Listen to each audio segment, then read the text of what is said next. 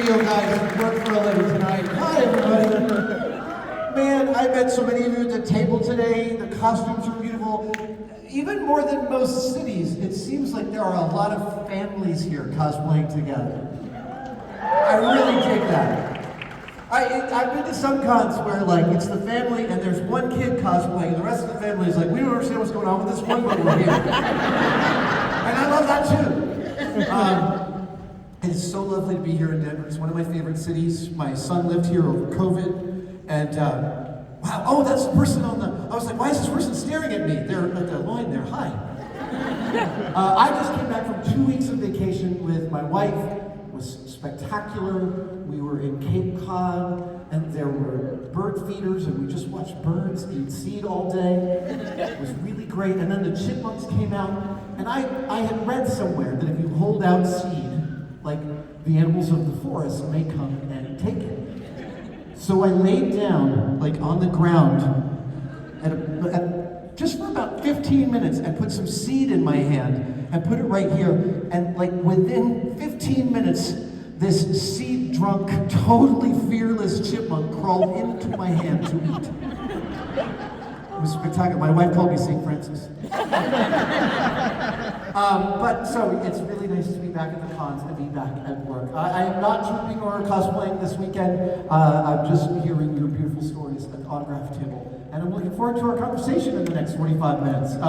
We have 2 mics, and you guys already know how everything works. So why don't we start with this one? And hi. Hi Adam, my name is Nala. I am a filmmaker here in Colorado, and I'm going to be shooting a music video next month. So my question is, I have this siren. We're going to be shooting underwater in a saltwater pool. We've got some prosthetics, and some of them are foam. And so I wanted to know what you think, like how you think the foam is going to react in the salt water, and if there might be any ways to seal it, and or what you would suggest in terms of prosthetics for that. I would suggest iterating a bunch of different solutions for sealing. It may be that you want to impregnate it with something that can help it be underwater and not be buoyant, because the buoyancy is what could potentially start to rip them off unless they're silicone appliances. If they're dragon skin or something, that's probably ideal. But if they're foam, you're boned. But you know, it's a really one interesting technical challenge. I would set out like 4 or 5, I don't know, maybe each crew members, and each one gets a bit of appliance to their leg. It's totally valid to do this, and everyone sits with their leg in a bucket for an hour, and you see how it works. That would be my advice. Iterate. Thank you. Good luck. For the young filmmakers out there, I was in New Zealand. New Zealand is one of my favorite places on earth, and the Weta Workshop folks are good friends. They're sort of an extended family. And at one point, I was driving in the car with Peter Jackson, and he was talking about the fact that people wrote him all the time and said, "Could you just give me like $5,000 to make a movie?" And he's like, "If you can't trick your friends into working for several weekends to make a movie, you have no business being a filmmaker." I love that advice. Hello, sir, in the green vest, how are you? Hi, Adam, thanks for coming to Denver. Thanks for having me. Oh, let's look at this. Great, I see Indiana Jones behind you. It's awesome. Sorry, go ahead. As a fellow maker, machinist, and artist, what are your opinions now on AI becoming more and more predominant? I'm bored by AI.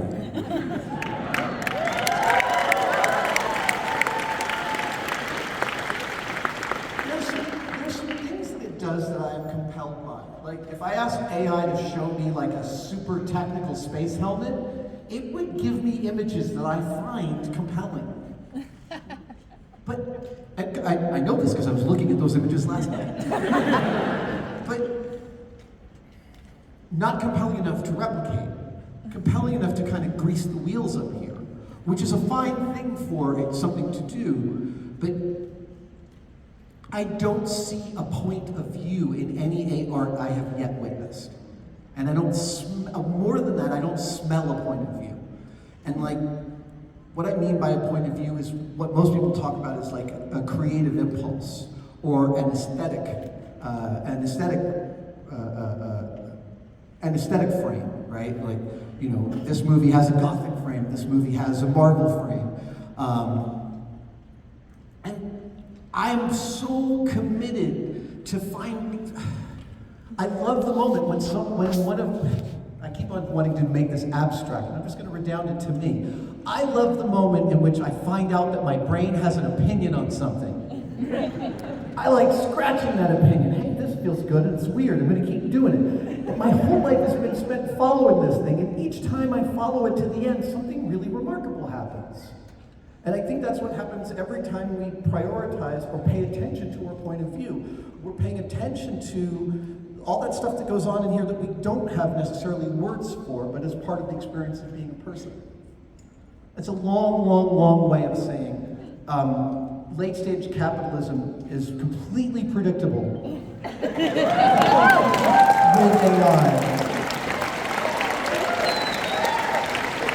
There are already overnight radio programs on FM radio being hosted by AI radio DJs. Yeah. So it's like, I think the technology itself is fascinating. I think what it may be able to teach us about cognition and sentience is amazing. I think what it's doing on animal language acquisition is the best. We are going to know within a couple of years, I think, possibly, what whales are actually thinking and talking about. I can't imagine they have positive opinions of us.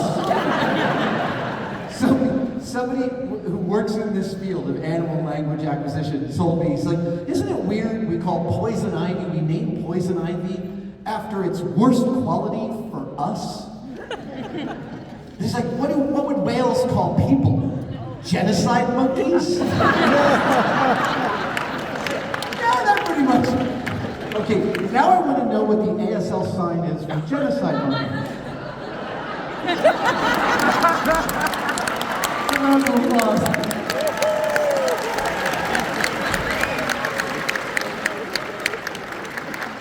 Awesome. Thank you so much for that.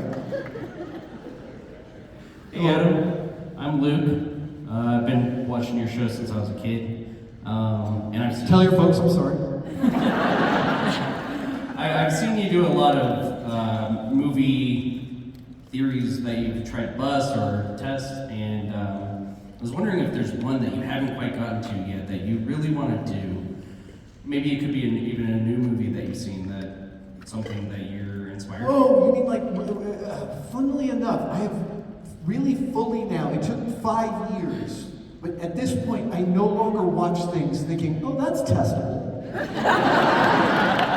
I do have, and it's not from a movie, it's the only one that really gets me, is that when you go to the coffee shop, and you get the coffee and you put in the sugars and you go, can I have a stir? And they hand you this piece of grass. And you're supposed to stir it. And I have in my head this whole idea about the miscibility of solids in liquid and what stirring actually means and how many of these bullshit straws will actually stir. I know there are some kids in the audience, and I want to tell you, I may curse a couple of times mildly. It's just the way I am. And here's what I want you to know, cursing is so cool.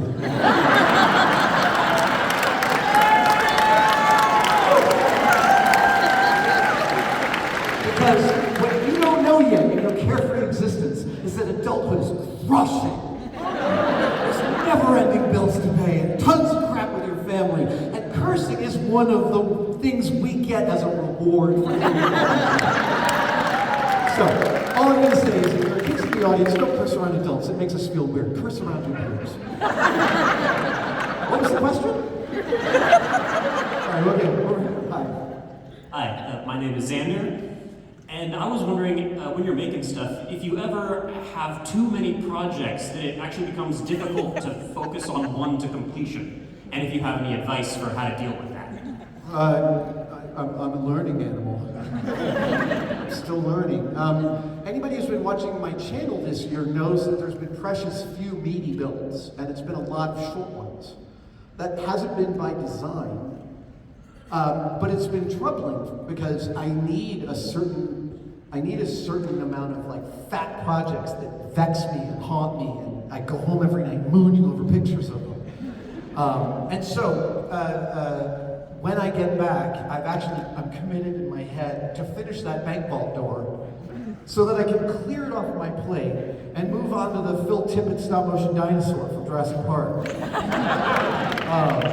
It's the very first dinosaur he built for the Jurassic Park films, the T-Rex stop motion armature sits in his shop, and I took 1,000 pictures of it, and I'm gonna just remachine it.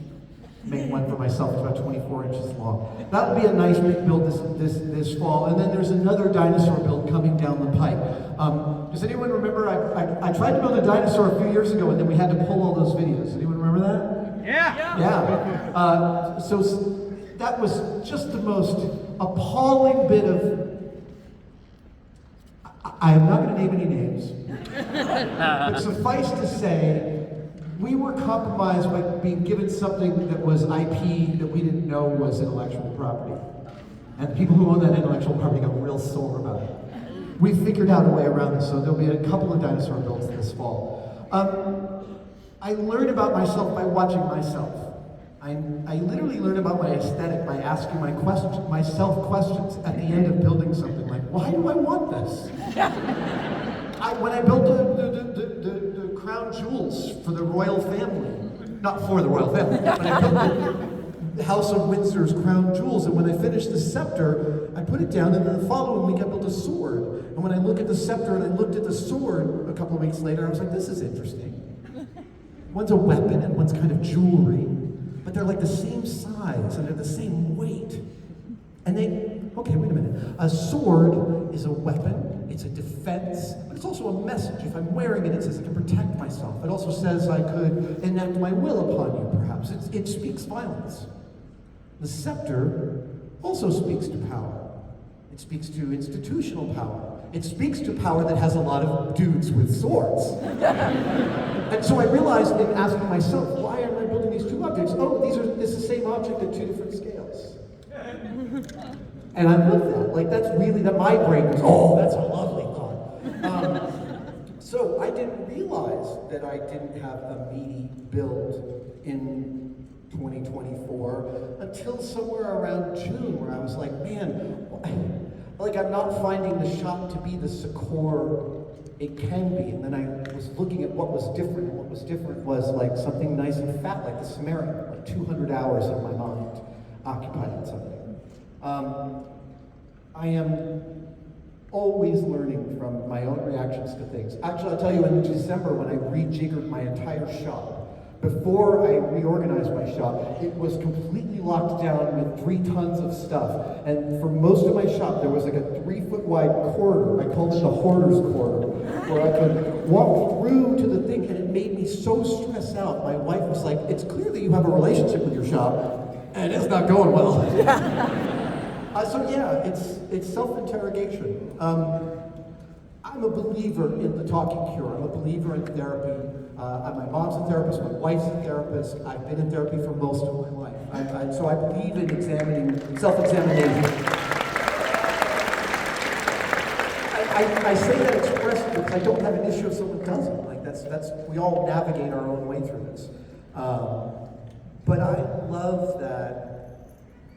One of my wife and I drive away from a lot of parties dishing on things that happen at the party. But the other thing that we do is we talk about the weird reactions. Like, I wonder why they said it that way. And I love that conversation of like, why didn't they say it this way? What would be the message? And even sometimes it's like subliminal stuff. Look, I'll basically say that if you meditate regularly for a few months, you sort of start to get this lovely X-ray vision of your own behavior and others too. Because meditation gives you a little bit of a remove from the world to start to pay attention to sort of more global stuff. I wandered really far afield from your initial question, but it's a terrific one.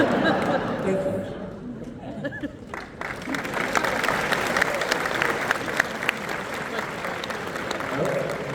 Hi, my name is Aaron, and thank you for coming to Denver. And for those of us in this room that have just discovered our passions, and those that have yet to fully realize our passions, when someone asks us, what do you want to be when you grow up? And you tell them, I want to be an actor or a stunt performer or whatever, and you get the inevitable, what's your backup plan? Yeah.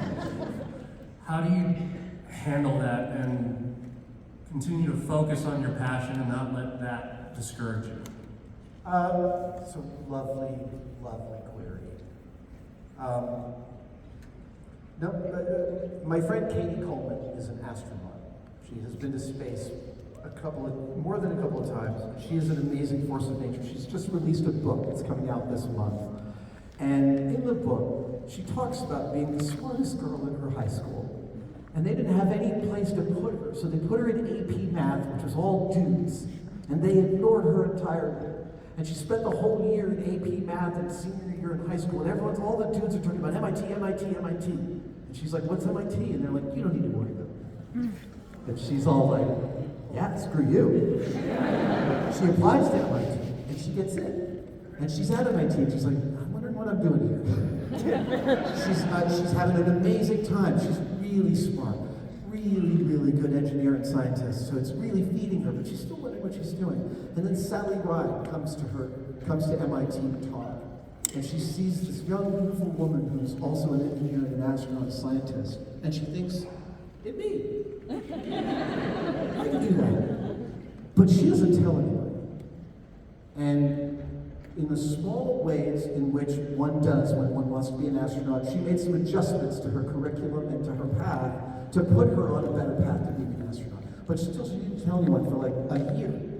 And then, through a wrong number, she ends up calling the man who will eventually be her husband.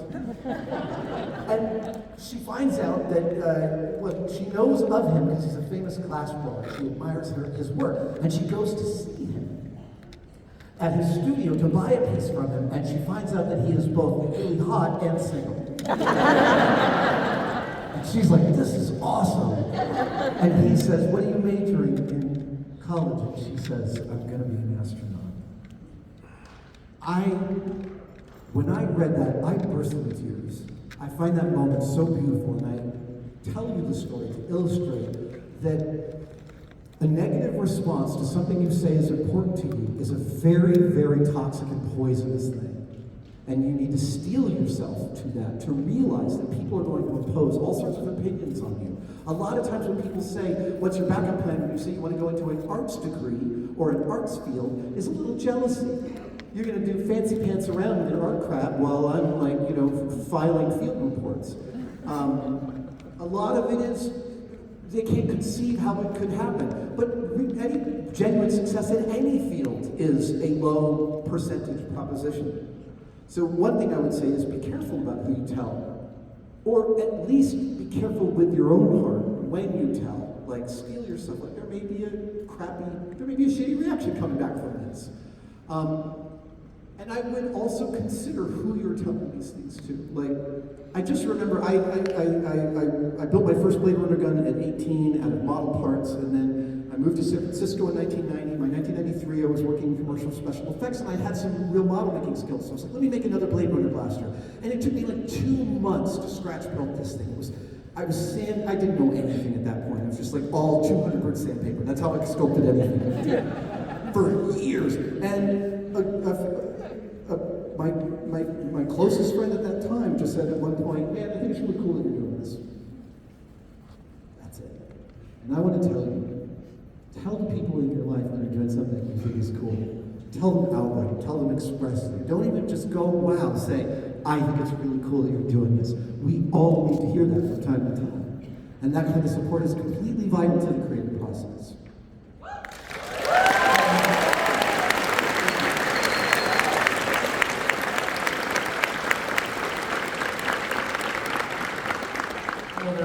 Hello, Andy. So I just want to ask you real quick. I've been watching all your testing videos, that's what I love. But the ones I've seen more recently have been the Jen Henson, creature shop stuff. And I'm just wondering here real quick, what were your thoughts when you were able to go into the shop itself? Like to go into a place where this man created so many childhoods and passions, and you're still doing that today. Yeah, completely amazing. I never called the Jim Henson shop to go film there for decades because I just thought, well, they're just too important. They don't care about something that I'm doing. And then to walk into that space and find a simpatico crew of fellow happy mutants who are so passionate about what they do. Puppeteers, man, they love puppets more than most people love anything. And if you when I got to visit the Muppet repair shop in Queens, New York, where after a couple of hours of shooting, the repair people are like, "You want to take some pictures with Muppets?" And you're like, "Yeah."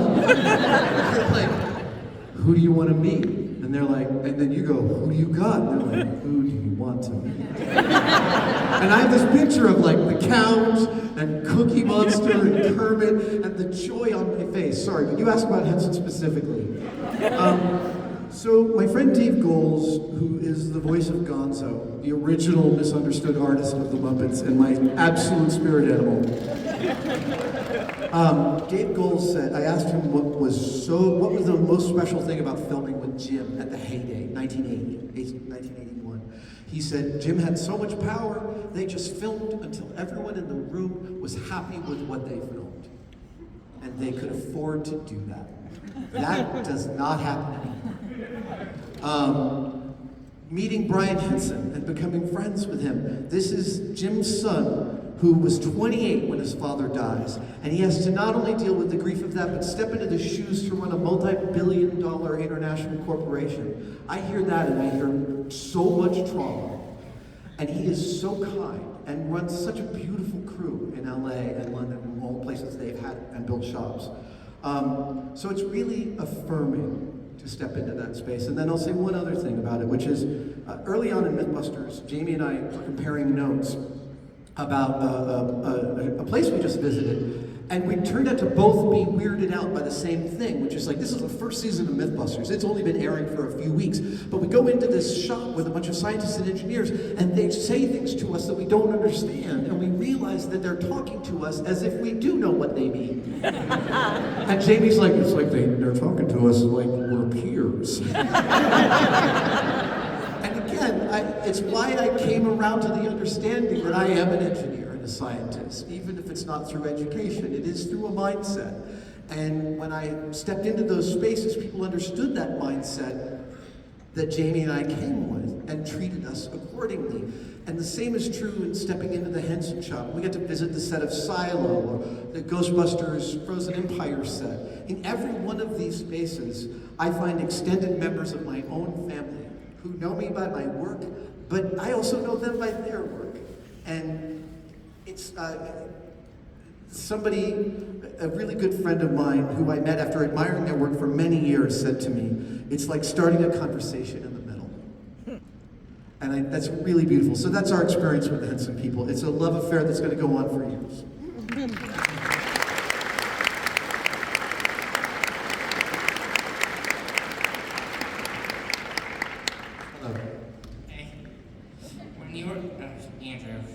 When you were on Mythbusters, what were your top 3 favorite explosions?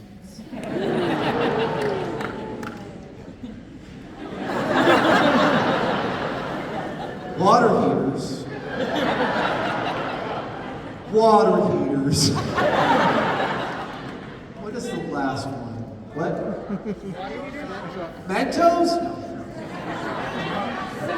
I will tell you, I'm slightly hard of hearing and I have aphasia. I cannot understand what people yell from the audience, so I will not obtain the information you were trying to give. Thank you, Ben. I will say, the thing about most explosions are, they happen at such a fantastically, spectacularly fast speed that your brain doesn't really register them the way your childhood brain expects it to. It's like there's a crack, and then your body's like, something really weird just happened. But water heaters are slow. And you gotta build the pressure, and it's like 300 PSI is the failure pressure of the tank of a water heater. And what happens is the concave bottom turns inside out like a shape charge, literally, and shoots into the ground. And at that second, all the 80 gallons of water in that heater flash to steam in an instant. It is this slow, like guttural, earth-shaking thud that takes its time. It's kind of like falling in love. It is at least what the Wile E. Coyote in all of our brains wants an explosion to feel and sound like. And all that being said, I will tell you that Tori, Grant, and Carrie's coffee creamer explosion is the most terrifying thing I've ever seen. I like back up from the screen from my laptop when we play it.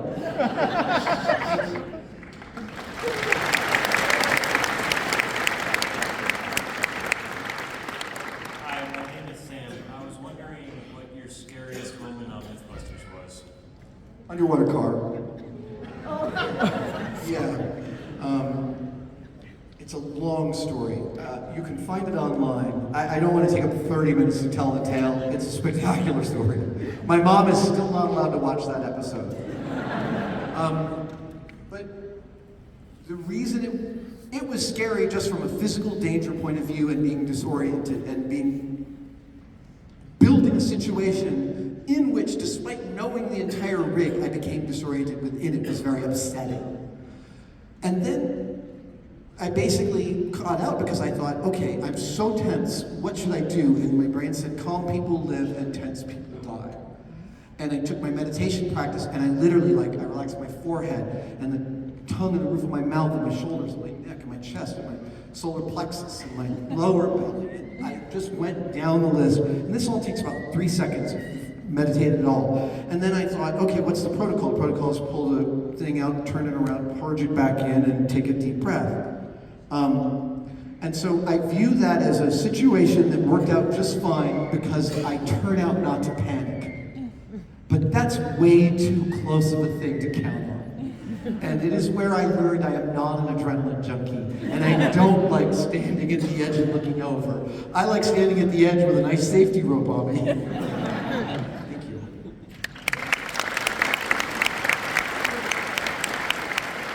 Hello, Superman. There. So I recently watched an answering questions from patrons video where you say what not to ask or say to your hero. My question is, what do you say to your hero? And whatever answer you give will be following when I come and autograph from you tomorrow. Yeah, it's so intense. I totally get it. At the last con I was at, Danny Elfman was there. And I'm sitting on a couch, and Alan Tudyk comes over, and he's like, I just talked to Danny Elfman, and I forgot words. He was like, we like good music, you.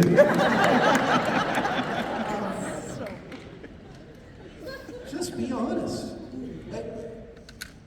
I learned that I love the stories I hear at the table. Love them.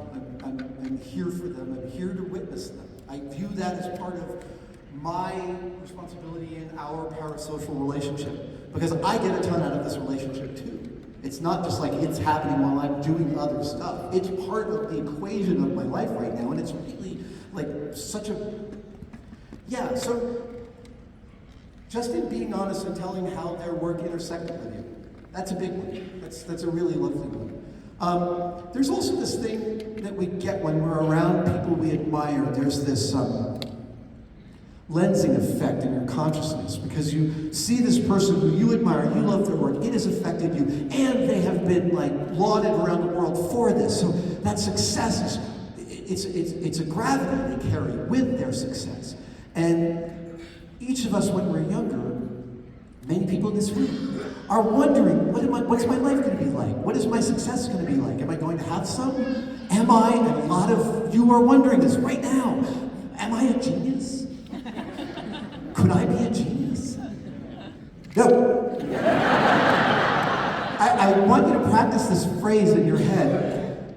Not for anyone else to say to you, only for you to say to yourself, I am not special. You are special. But the more you tell yourself in this regard that you are not special, you are just you. The more it allows you to see the world for what it is, in my opinion. And so I have met a couple of geniuses. I've met a couple of truly astounding minds.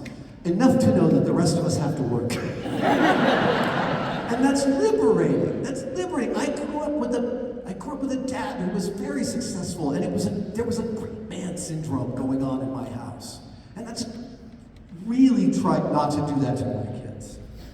Really, because it's a terrible burden to grow up under your own parents' success. And it's I also raised them with I made television money for their whole childhoods. I don't make it anymore, but they're out of the house. They don't know that. But they grew up for their entirely until they left high school. They grew up with a dad who didn't worry about money, and that's problematic. That's not infusing them with the right attitude towards life. We kept on trying to tell them, and they both have really sensible brains. They both really understood, this is temporal, the things I do and the things I get to do, their luck and their hard work, there's all part and parcel of that. But when you're standing in front of someone whose work you admire, just telling them you admire their work and it meant something to you and affected your life in a positive way is the most beautiful story to hear. Thanks.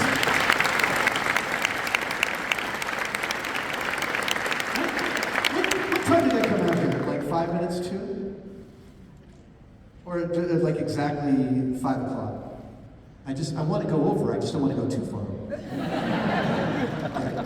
Hello. Hello, my name's Abby, and I told you at your table that I think I speak for a lot of people that as a kid, you were one of the biggest influences for me for getting into science and science communication and how important things like that are. And I wanted to ask you, who's kind of the first person that you remember when you were younger that inspired you to get into building or science or being creative? Yeah. So again, I grew up with a father who was creative, who built stuff in the house all the time, was a DIYer, was an autodidact, taught himself. So that was sort of the water I grew up in. But that's not and my dad was hugely inspiring to me, to be absolutely clear. But there were a few people. My parents had some weird friends. Some of their friends were Rothschilds, like the Rothschilds.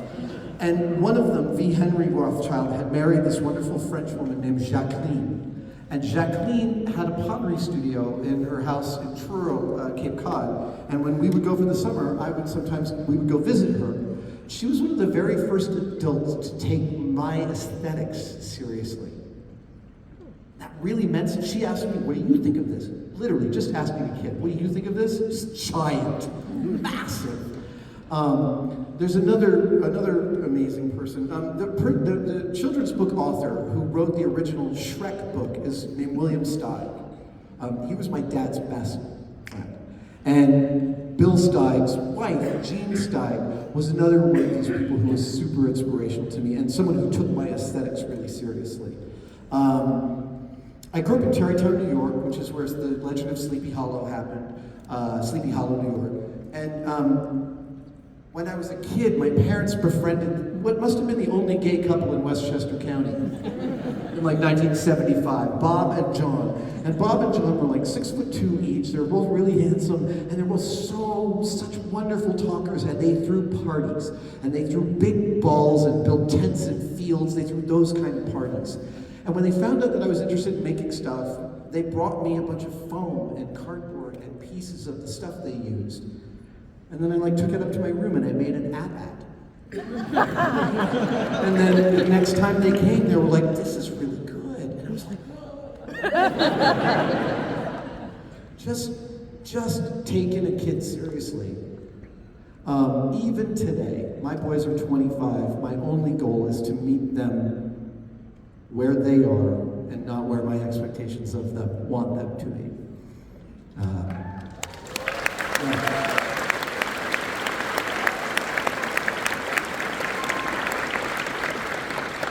So it's that. It's the folks who paid attention and let me investigate my own mind. Thank you. Thank you.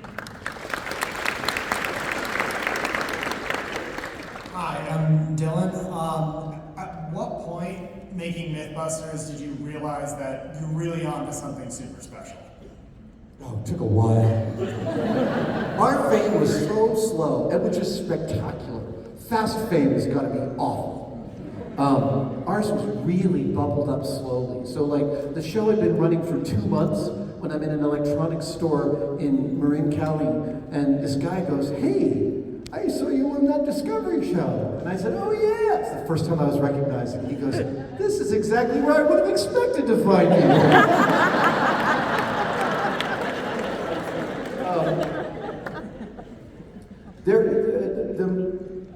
The moment for me, so we sent in a demo reel in the spring of 2002. They showed up in June 2002 to shoot 3 pilots over 6 weeks. And then they went away and edited those for about 6 months. They didn't even know what the structure of the show was going to be. We just filmed everything for 6 weeks, and then they put it in a show format.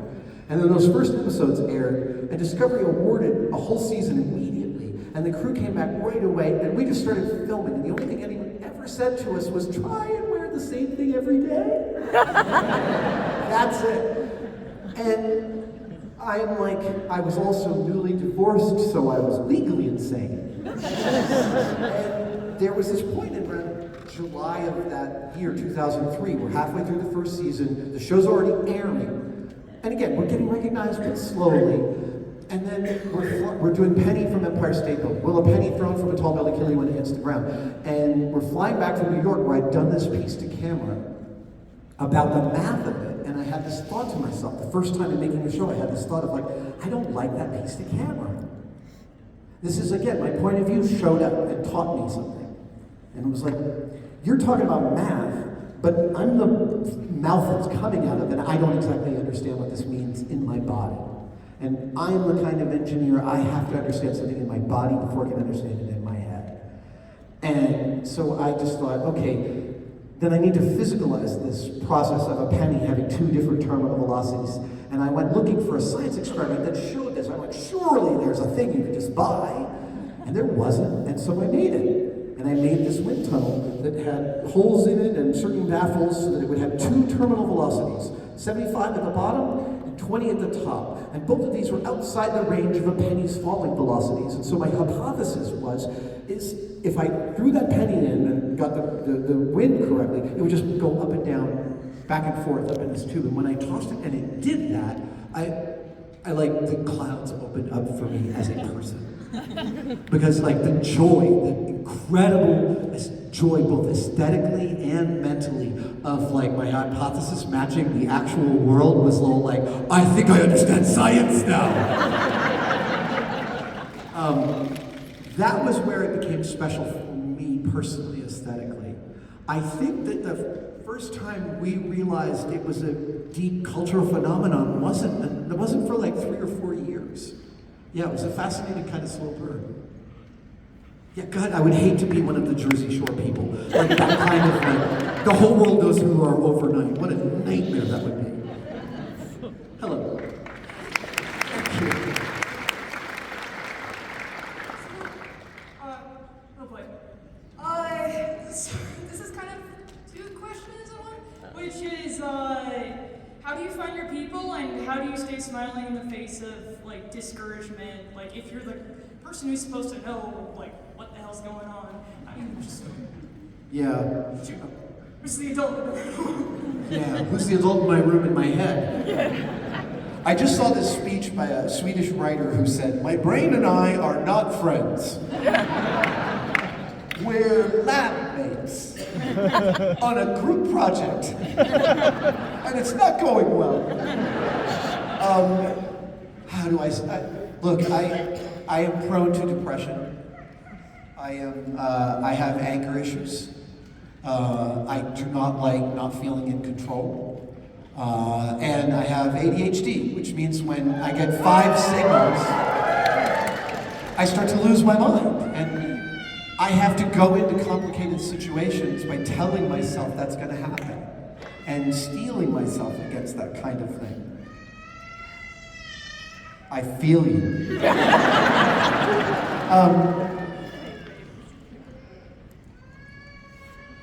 I find my people by listening.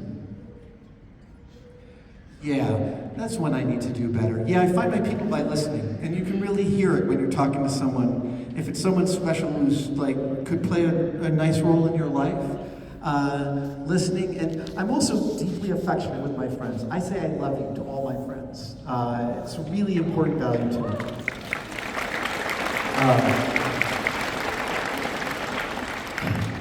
Sometimes it has freaked them out. I just remember the first time I said it to Simone, and she's Swedish, and she sounds totally American. She comes from a totally different culture, and I was like, I love you, and she was like, oh, okay. But that, like, and also it's harder to make friends as adults, because we're crazier. Yeah, no, we are. We get more, you know, in our own dumb thing, and it's really hard to see outside of it. And like making friends, the older you get, gets more and more complicated or more difficult. Yeah. So I find my people by listening. I find my people by paying attention to the small things that tell me this is an important relationship. So I do lots of collaborations with people on Etsy and other platforms. And some of those people have turned into friends just by dint of like realizing through our correspondence that we're very similar folks. And it's not to say that when it doesn't turn into a friendship that there's anything less valuable about that relationship. It's just, that's, you know, when people intersect, something interesting happens. And I'm attuned to that. Go ahead, what's the next one? Yeah, and like, at least for me, I have an inclination that like when things go wrong, I'm kind of like, I want to jump to a new project. I'll figure out with that new thing. And then start a new project when that goes wrong, or just go back to the other one and I jump to another thing. And it's like, I ever complete stuff. I think I have one day a week that's like that. Like literally one day a week that's like that. And I also do a lot of going easy on myself, or I try to go easy on myself. Like, here's one I've been doing. When I'm lying in bed at night and I'm thinking about that dumb thing I said in 1987, what I've started to do is ask my brain, why do you think that I need to be punished right now? Why do I think I need to be punished right now? And it's usually because I feel some lack of control over the situation. Dude, it's really hard being a person. It's crushing. And I'm so grateful for it. I feel like this is worth telling you. My father had this poem in his wallet for a good portion of the last 20 years of his life. I read it enough times to just memorize it. It's 5 lines by our former poet laureate, Joseph Brodsky. But I love this poem, and it says, "What can I say about life? That it is long, and it abhors transparence. Broken eggs make me grieve. The omelet makes me vomit. But until brown clay has been crammed down my larynx, only gratitude will be gushing from it." I love that. I am also blessed with an incredible partner who tells me the unvarnished truth. And most of the time I can take it. And I seek her counsel in most things, and that's a really valuable thing to me. I'm going to go for about another 10 minutes, if that's okay with everybody. Is that okay? Okay, cool. All right, go for it. Hi. I've been wanting to answer this question for a really long time. Is there an experiment you've always wanted to create, or a myth you've always wanted to bust, that you haven't had the opportunity to do so because technologically we're not there yet? Technologically? Yeah. Well, I mean, I'd love to do some stuff in space. Absolutely. And to be fair, when AI does figure out animal language syntax, I'm dying to talk to them. There are these books from the 70s by an author named Carlos Castaneda that are framed as anthropology, but that's crap. They're just really great allegory. And at one point, the mystic teacher, Don Juan, is telling his student, Carlos Castaneda, how he learned peyote can give him visions. He said, "The plant told me." And Carlos Castaneda says, "What, you can talk to the plants?" And he says, "Well, yes, the seers in my line can talk to plants." And he goes, "Wow, can I go talk to a tree?" And his teacher's like, "You don't want to talk to a tree." They don't think that much of us. What was your original question? Are there any experiments or myths you've always wanted to test? Technologically, I don't have one off the top of my head. I will tell you, in the last season of Mythbusters, we wanted to do this story about a Native American myth about duck hunting. And the myth is if you want to hunt ducks, this is so good. If you want to hunt ducks, you find a pond where they congregate. And You go to that pond with a bunch of pumpkins, throw them in the pond. Pumpkins float around the pond for a couple of weeks. The ducks get used to them. Then you want to hunt for ducks. You take one of those pumpkins and carve a couple of eye holes out of it and you put it on your head. And then you swim out to the river. And apparently they will ignore you.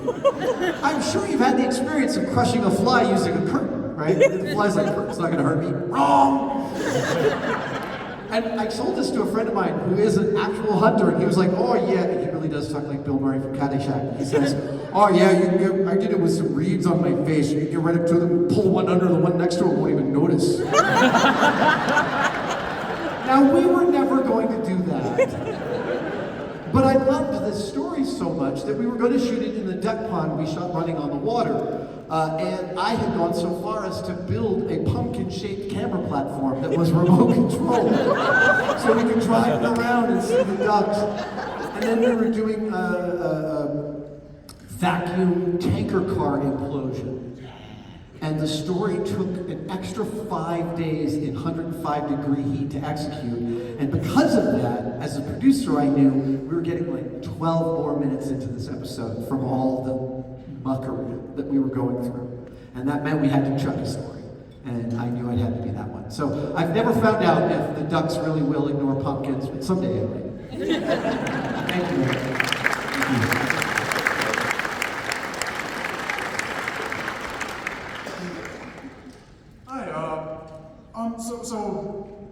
My mother watched your Grill Diary video and afterwards started working on her own replica of the Grill Diary, and seeing that process was freaking fascinating. All the skill that went into that with graphic design. It's a real project management project. It was really, yeah. And that has me thinking, what was a small proper costume piece that you learned the most from or had the most fun putting together? Oh man, it's like for me, it's like a series of dominoes, where each one is the one that's just now kicking my butt. I'm about to build this tiny combination lock that's like 1/2 inch by 3/4 of an inch. I'm still not sure how I'm going to do it. So I'm just sitting with it and continuing to mull it over. But you know, there are the ones that are really fat. Like a few years ago, I built a spacesuit for the relaunch of G4 before late-stage capitalism choked it up again.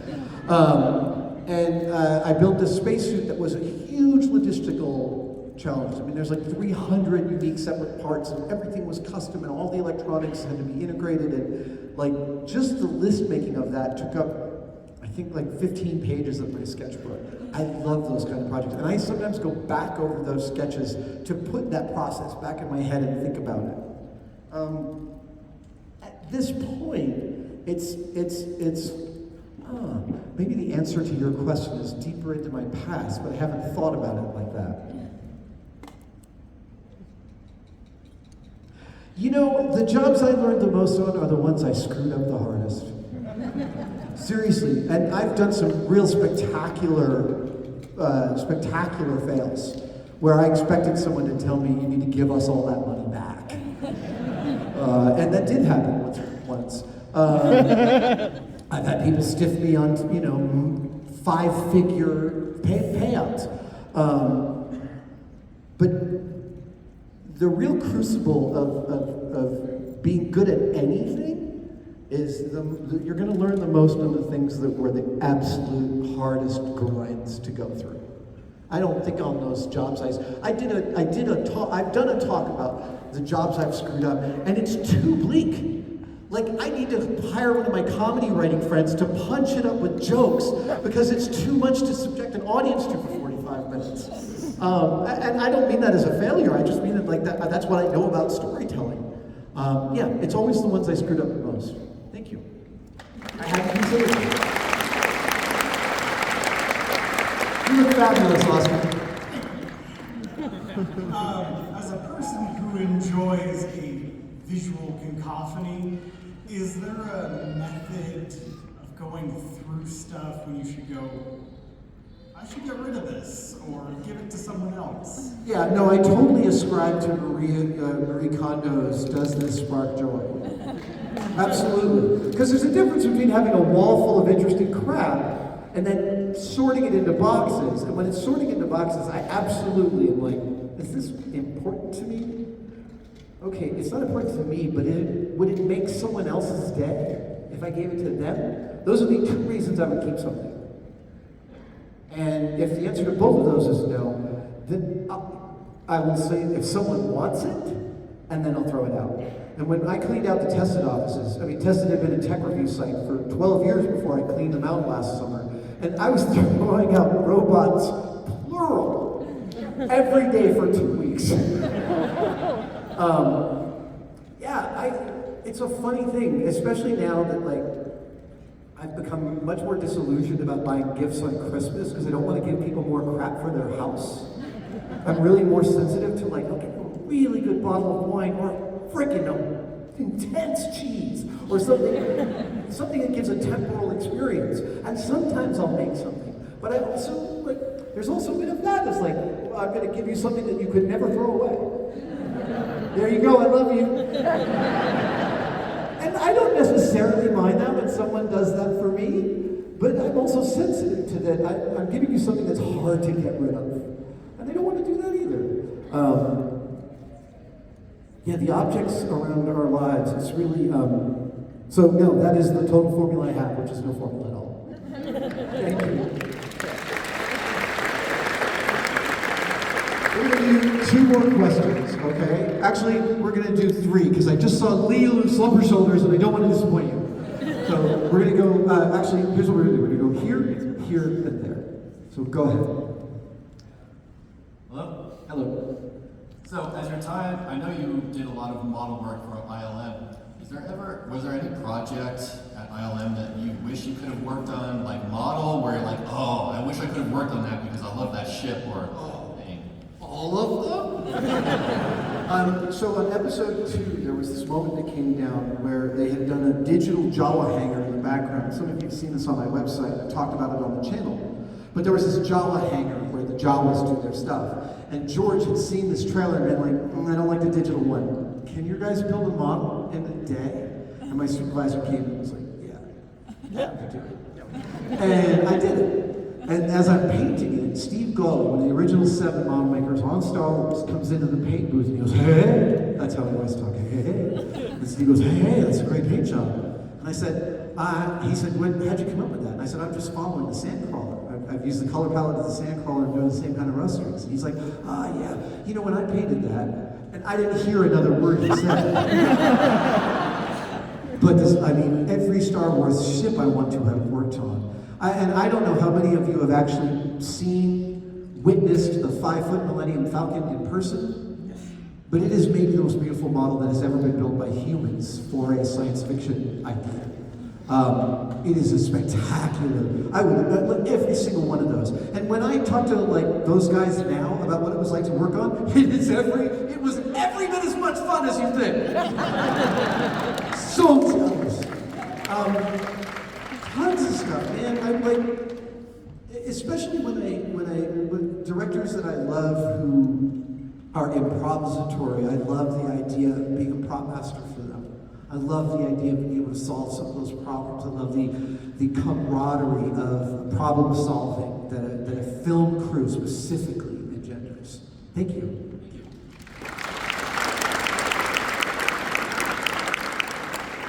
You look, that's beautiful armor. I'm very excited to finally come out to Denver. I've been waiting since I discovered your YouTube channel in 2018. So thank you for coming out. My pleasure. My favorite celebrity, bar none. Inspired me to start cosplaying since COVID. We get back into it. I took a break during COVID, so thank you. My question for you is, at what point do you draw the line between a one-to-one replica of a prop or costume and an invocation? Like doing something that feels more closely or feels more right for a character versus being visually more accurate. So it's a question that hits me with every single replication project I do, because there's a certain moment when replication at the highest level, when I'm talking about replication at the highest level, I'm thinking of those decals of rust patterns on Luke's saber that people applied to make a perfect one-to-one replica. That's incredible craftsmanship. But it's also, there's a point where it's too close. And for me, I absolutely want from any one of my props, from everyone, an experience of it being a real object in the world. And so, high-level replication to me can bring any object to about 97% perfect. But that last 3%, that last 5%, whatever you want to call it, has to be dictated by the object itself. And this is this beautiful thing about the creative process, because we end up building something that teaches us about ourselves, and by teaching us what it wants, we're learning about our point of view by banging our heads against this bulwark of this object we want to bring into reality. And that is such a beautiful process. I'm so addicted to it.